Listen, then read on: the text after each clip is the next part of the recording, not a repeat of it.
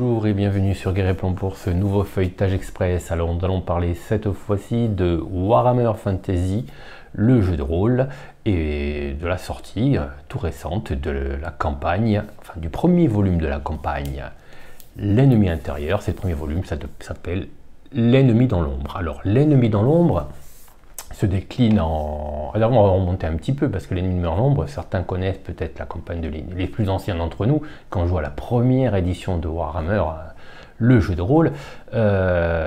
Si vous en souvenez, c'était sorti au milieu des années 80, c'était Phil Gallagher, Jim Braba et Graeme Davis, qui est l'initiateur de cette nouvelle édition, qui avait ressorti dans le cadre du lancement du jeu de rôle, une campagne importante qui est restée dans les mémoires de tous les quadragénaires et quinquagénaires dont je fais partie.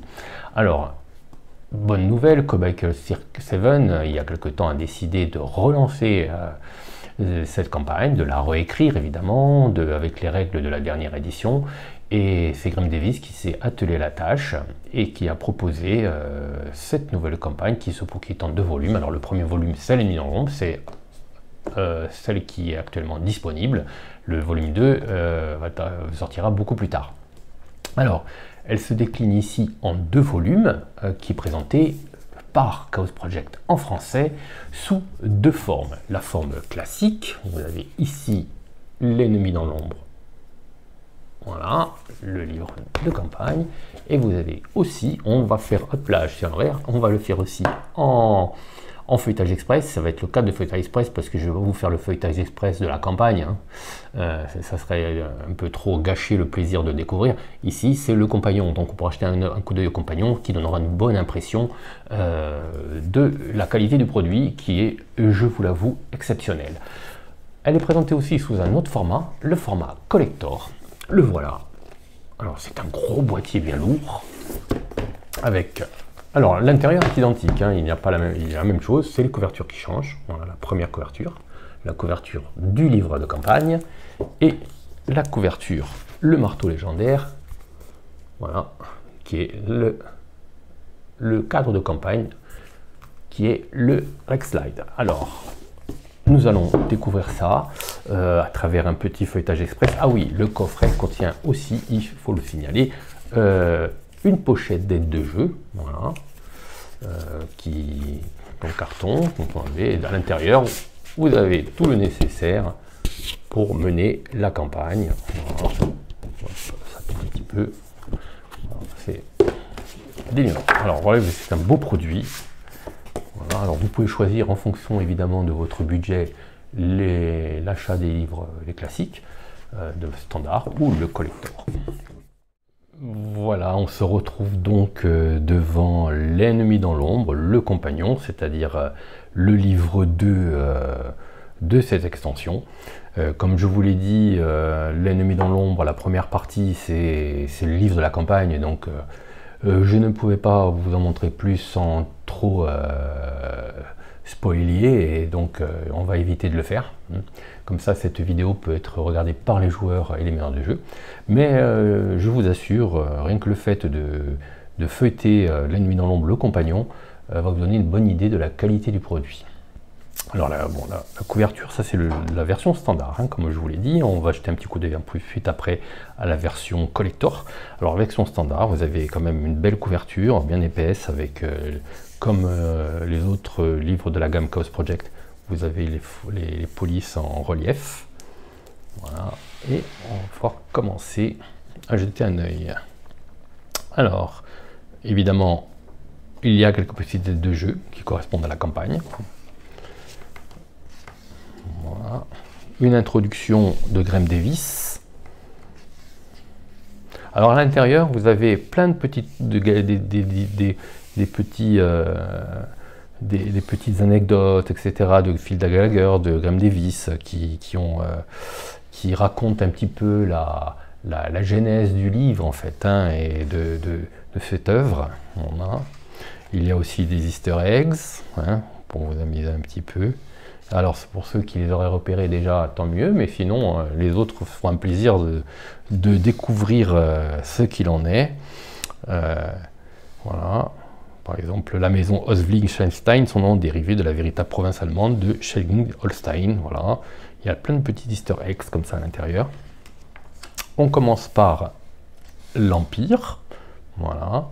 Alors c'est évidemment, c'est concis, on va à l'essentiel, bien sûr. Il n'y a pas énormément de détails, mais ça suffit largement pour faire jouer. Vous avez les provinces. Alors le Reichsland, c'est toute la campagne, la première partie de la campagne de l'ennemi intérieur se déroule dans les Reichsland. Voilà. Vous avez gouverné l'Empire, l'empereur, le conseil d'État, les plénipotentiaires impériaux, les électeurs. Alors vous avez des accroches d'aventure à chaque fois aussi. Voilà. Si vous voulez créer vos propres scénarios, vous avez tout le nécessaire. Vous avez les PNJ qui composent le Conseil d'État, vous avez les guildes, les impôts, la loi, la population, le style de peuple, les maisons nobles. Là, vous avez les chemins, le chapitre 3, c'est les chemins et les grandes routes de l'Empire. Alors là, vous avez plein d'illustrations qui sont vraiment dans l'esprit Warhammer Fantasy. Les routes principales, les relais d'exigence. Voilà, vous avez des illustrations pleine page. Les auberges relais, encore une accroche d'aventure dans le cadre des relais.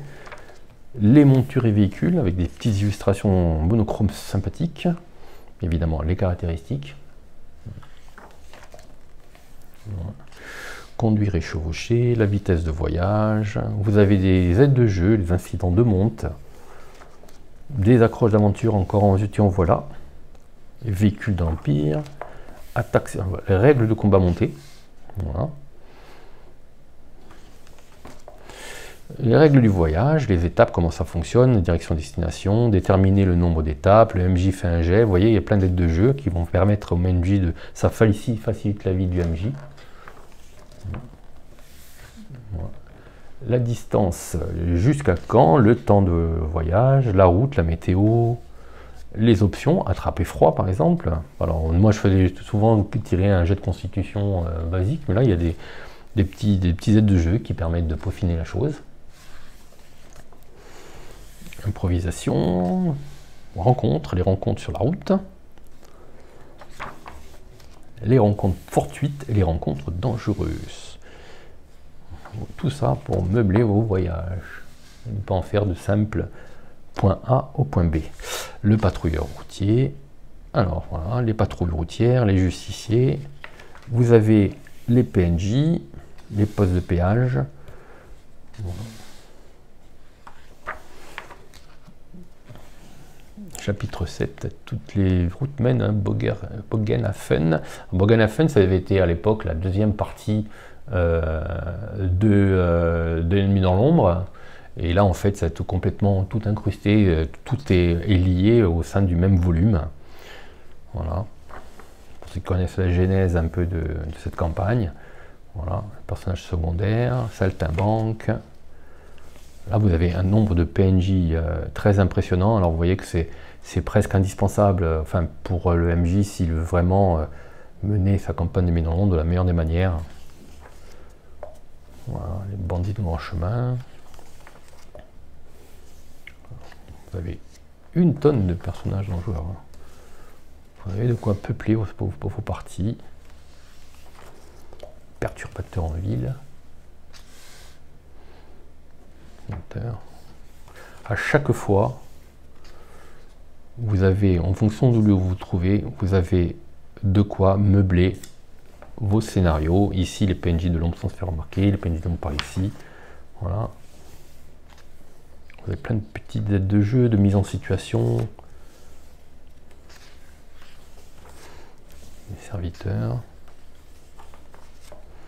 Ah, on passe aux mutants. Alors là, on va parler de chaos. Voilà, vous avez des règles supplémentaires, vous avez des précisions. Vous avez les précisions pour le meneur de jeu pour créer des mutants en fonction, vous voyez, ici des différents dieux, que ce soit Nurgus, la neige, voilà. Vous avez les effets. Voilà, vous lancez le dé. Et sur cette table, vous savez, vous pouvez créer votre mutant le plus rapidement possible. Vous voyez qu'il y a de quoi faire et c'est varié. Voilà. Alors, ici, vous avez un culte, la main pourpre, qui est défini de A à B, que les joueurs pourront rencontrer dans le cadre de la campagne. Ce culte ne bénéficie pas encore de détails. Ici, on y remédie avec la composition, avec les différents grades, les symboles, etc. Vous avez tout sur ce culte. Voilà. Vous avez même les personnages. Voilà. Les influences, les sorts. Voilà, vous avez tous les sorts du chaos. Les traits de créatures. Alors, comme tous les bouquins de chez Chaos Project, vous avez un marque-page. J'aime bien ça, ouais, c'est pratique. Voilà. Alors, vous avez un grand nombre de sorts. Alors, évidemment, donc, ce compagnon peut vous servir donc évidemment à créer vos propres campagnes, vos propres scénarios en introduisant ce nouveau culte, évidemment. Sur la route. Alors ça, sur la route, on va se passer assez vite parce que c'est des aides de scénario. Voilà. Alors, vous pouvez, en tant que meneur de jeu, les introduire dans la campagne de l'ennemi dans l'ombre, ou les introduire dans vos propres campagnes, ou les faire jouer tout simplement one shot. Hein, il y a tout le nécessaire. Donc, on va passer assez vite là-dessus parce que on va pas trop en dévoiler. Donc là, je pense que même si vous êtes joueur, vous ne voyez pas grand-chose. Voilà, c'est juste pour passer. On passe un petit peu vite là-dessus. Le profil des PNJ. Voilà. Et vous avez l'index. Voilà.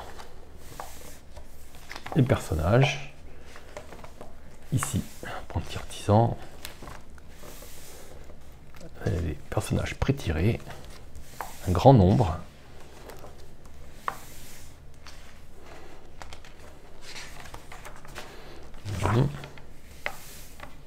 Les aides de jeu